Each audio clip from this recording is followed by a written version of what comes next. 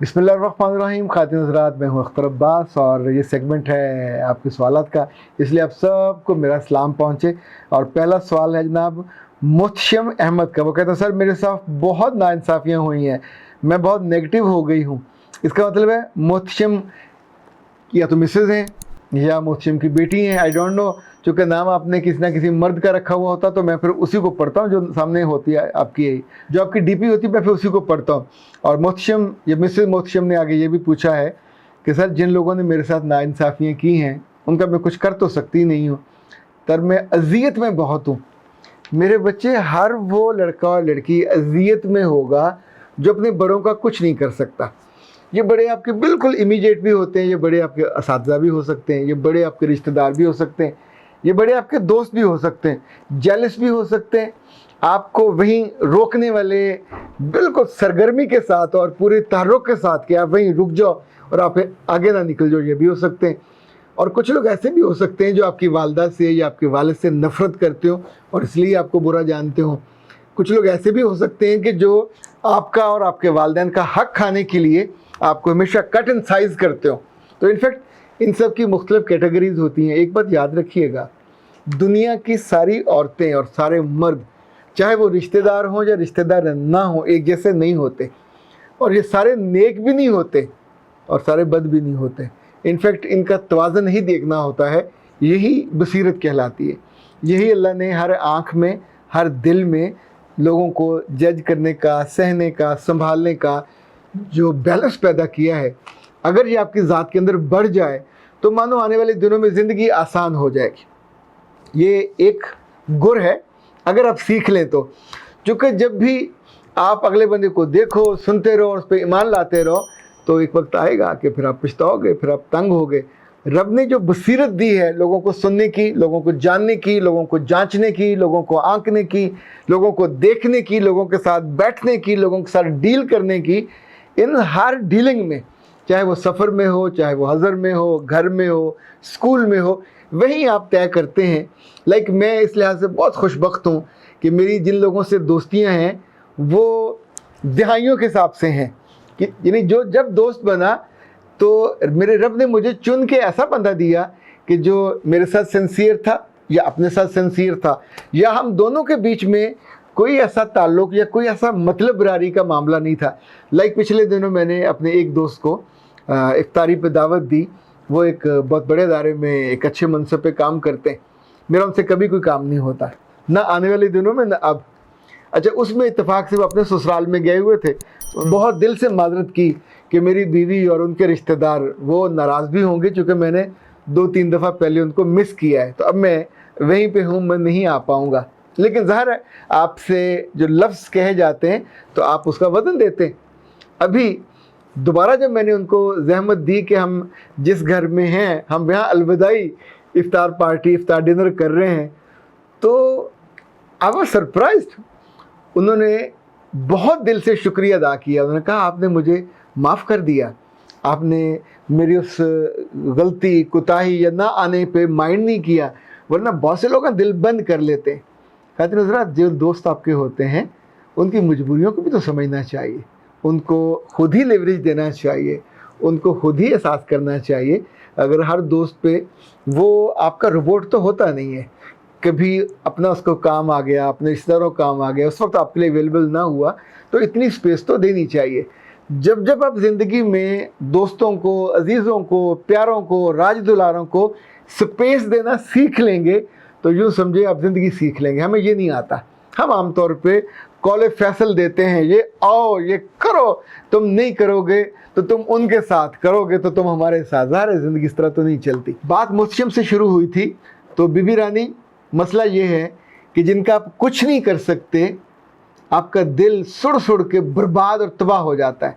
कभी चाय आपने धीमी आंच पे रखी हो, दूध डाला हो खालिस असली नस्ल का, और फिर आप दूर बैठ के किसी परेशानी में, किसी सोच में मुब्तला, मुलव्वस, मुफ्त हो गए हों, तो क्या होगा, दूध सुड़ सुड़ के, कुड़ कुड़ के ज़ाया हो जाएगा और जो बाकी उसकी मलाई ऊपर आती रहेगी वो फिर दीवारों के साथ चिमट के वो भी ज़ाया हो जाएगी। دل کا معاملہ بھی ایسا ہوتا ہے، جب ہم کسی کو معاف نہیں کرتے اور مسلسل اس کے بارے میں نیچے سے آگ جلائے رکھتے ہیں، تو دل ہی تو ہے، یا تو بھرائے گا یا پھر تپے گا، تپائے گا، پھٹے گا، نقصان پہنچائے گا۔ اور اگر آپ نیچے سے آگ بند کر دو، وہ چیپٹر بند کر دو اور اس کے بارے میں سوچنا بند کر دو، آپ اس کی جان نہیں لے سکتے، آپ اس کو مار نہیں سکتے، ثبوتوں سے قائل نہیں کر سکتے، خاندان کے بڑوں میں بیٹھ کے اس کو دو ہاتھوں سے نہیں کر سکتے، اور اپنا دل تھوڑا سا بڑا کر لیں۔ یہ بڑی آپ کی بہن بھی ہو سکتی ہے، یہ بڑا تنگ کرنے والا آپ کا سگا بھائی ہو سکتا ہے، آپ کی بھابھی ہو سکتی ہے، آپ کی نند ہو سکتی ہے، آپ کی ساس ہو سکتی ہے، یعنی وہ رشتے کہ جو لازمی آپ کے ساتھ ہوتے ہیں۔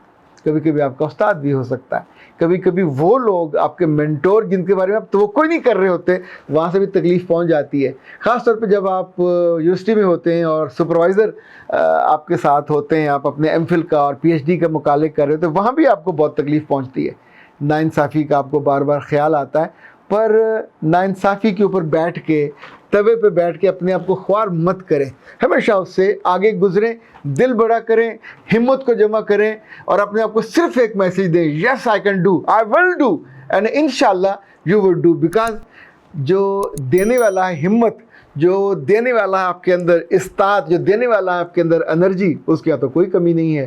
وہ انشاءاللہ آپ کی اس کمی کو، جو کسی اور کے ظلم سے، زیادتی سے، مجھے یاد ہے ایک بڑے پروفیسر تھے، آر بی رمن ان کا نام تھا، اور ان کو نوبل laureate تھے۔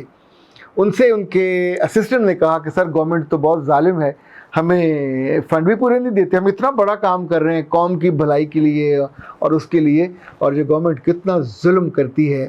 تو انہوں نے کہا اوکے، اگر وہ ظلم کرتی ہے تو کرنے دو، ہم یہ کرتے ہیں کہ فنڈ نہیں ہے تو ہم اپنا ذہن اور اپنا دماغ تھوڑا سا اور بڑھا دیتے ہیں۔ اتنا کہہ کے انہوں نے اگلا کام شروع کر دیا۔ اب this is the way, this is one way, but this is the best way to solve the problem, کہ جب بھی ایسے لوگوں سے آپ کو واسطہ پڑے، کر کے دیکھ لیجئے، مزہ آئے گا۔ آسان نہیں ہے، پر جب آپ پہ راحت اترے گی تو اس وقت آپ کو ایسے لگے گا کہ جیسے حبس میں لو چلتے چلتے اچانک کہیں سے باد صبا چلنے لگے۔ یہ جو جذبہ ہے، ویسے تو کہا جاتا ہے آئے وہ چاند چڑھا ہو جیسے اور چل دیے باد صبا ہو جیسے، وہ کسی اور کے لیے کہا گیا ہوگا، پر یہ جو جذبہ جب آئے تو بھی چاند چڑھتا ہے انسان کے اندر، آپ اندر سے روشن ہو جاتے ہو، آپ کو علم ہو جاتا ہے کہ میں نے کچھ بڑا کام کیا، اور بڑا کام کرنے کے لیے سوچنا تو آپ ہی کو پڑے، چوائس تو آپ ہی کا ہوگا، پھر ہی بڑے بنو گے۔ اچھا جی، عبدالسلیم نے لکھا ہے کہ میں کسی سے بات نہیں کر سکتی، ڈر جاتی ہوں کہ لوگ کیا کہیں گے۔ بیٹا لوگ کیا کہہ لیں گے؟ حد لوگ آپ کی صورت پہ تبصرہ کریں گے، آپ کے کپڑوں پہ تبصرہ کریں گے، آپ کی زبان پہ بات کریں گے، لکنت ہوئی تو اس پہ بات کریں گے۔ لوگ ہوتے کون ہیں؟ ایک دفعہ دو دفعہ بات کر لیں گے، اگر آپ نے اس بات کو وزن دیا تو پھر تو آپ کی زندگی ہے، ڈرائیو لوگ کریں گے۔ Don't let the people drive you. ہمیشہ ڈرائیونگ سیٹ پہ، اپنی زندگی کی ڈرائیونگ سیٹ پہ خود بیٹھیں، چونکہ اللہ سے بھی جب ہم کلام ہونے کا موقع ملے گا تو اپنی زندگی کا جواب آپ نے دینا ہے۔ اب یہ نہیں کہہ سکیں کہ سر فلاں نے مجھے نماز نہیں پڑھنے دی تھی، فلاں نے تلاوت نہیں کرنے دی تھی، فلاں نے یہ نیکی نہیں کرنے دی تھی، فلاں مجھے ڈس گریس کرتا تھا، فلاں مجھے لیٹ ڈاؤن کرتا تھا، اس وجہ سے میں ڈپریشن میں ڈر کے اندر بیٹھی۔ No way, this is not the excuse. Excuse ہے ہی کوئی نہیں ہے۔ اچھا، اگر آپ اس کو ایکسکیوز بنا لو گے تو اٹ وڈ بی ایکسکیوز۔ مثال کے طور پہ ہمارے بالکل سامنے والے گھر میں آج ایک بہت بڑے سائز کا کرلا چلا گیا۔ کرلا سمجھتے ہیں؟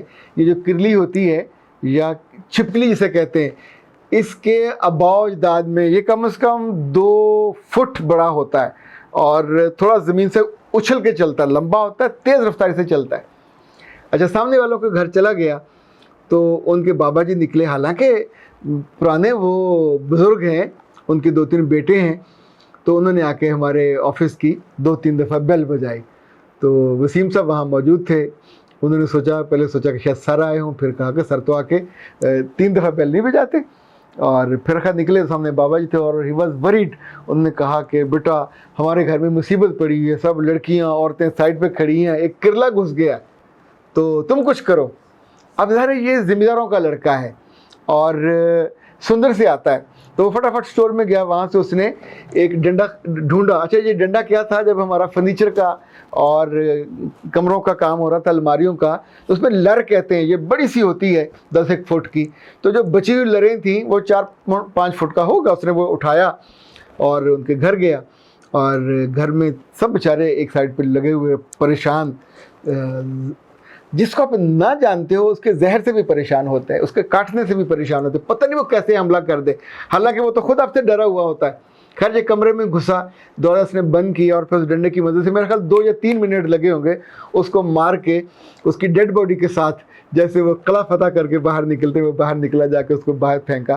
اب وہ گھر والے سارے ابلاج تو ہوں گے، لیکن یہ جو ڈر ہے جتنا ان سب کو ملا کے تھا اس کے اندر بھی تو ہو سکتا تھا، پر یا تو اس کی ماں نے اس کا ڈر دور کیا، یا اس کے باپ نے ڈر دور کیا، یا اس کے ماحول نے ڈر دور کیا۔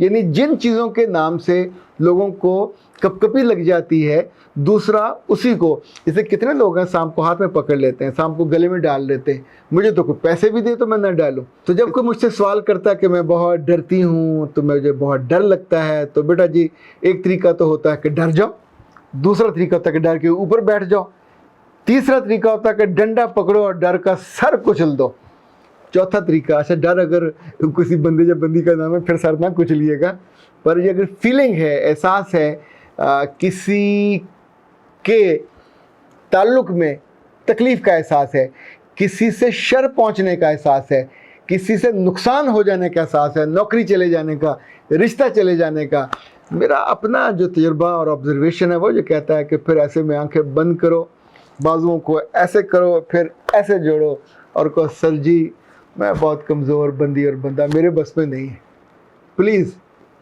اس سے نپٹیں اور اس کی ایسی کی تیسی فرما دیں، اس نے مجھ پہ بڑا ظلم کیا۔ میں آپ کو یقین سے بتاتا ہوں دنیا میں مظلوم آدمی کے ساتھ پورا ملک کھڑا نہ ہو، پورا نظام قانون کھڑا نہ ہو، کوئی عدالت کھڑی نہ ہو، پر میرا رب ہے وہ مظلوم کو نہیں چھیڑتا، پر میرا رب ہے وہ مظلوم کو نہیں چھوڑتا، وہ اس کے ساتھ اس کی دعائیں بھی قبول کرتا ہے۔ ہمیں تو یہ کہا گیا مظلوم کی بد دعا سے بچو، ویسے کسی کو اتنا تنگ ہی کیوں کیا جائے کہ اس کی بد دعا لگے؟ اس لیے بہت بہتر ہے کہ جب آپ کو کسی چیز کا ڈر لگے تو پھر تیسرے والا کام کر لیا کریں، یہ زیادہ آسان ہے، اس میں پائیداری بھی ہے، استواری بھی ہے، دل کی راحت بھی ہے، اور سب سے زیادہ جو مجھے لگتا ہے خود اللہ کو بھی خوشی ہوتی ہے کہ میرا بندہ مجھ پہ ڈیپینڈنٹ ہے، خود سر ہو کے خود ہی لڑنے نہیں پہنچ گیا اور ہار تو جائے گا تو میرے پاس آئے گا، تو میں تو پھر ایک دفعہ ہی حکم ہی کرنا ہے نا جی، مسئلہ تو حل ہو جاتا ہے۔ میرا رب آپ کے مسئلے حل کرے اور آپ اس کے پاس جا کے اپنے مسئلے حل کرائیں۔ اختر عباس کو دیجیے اجازت، السلام علیکم۔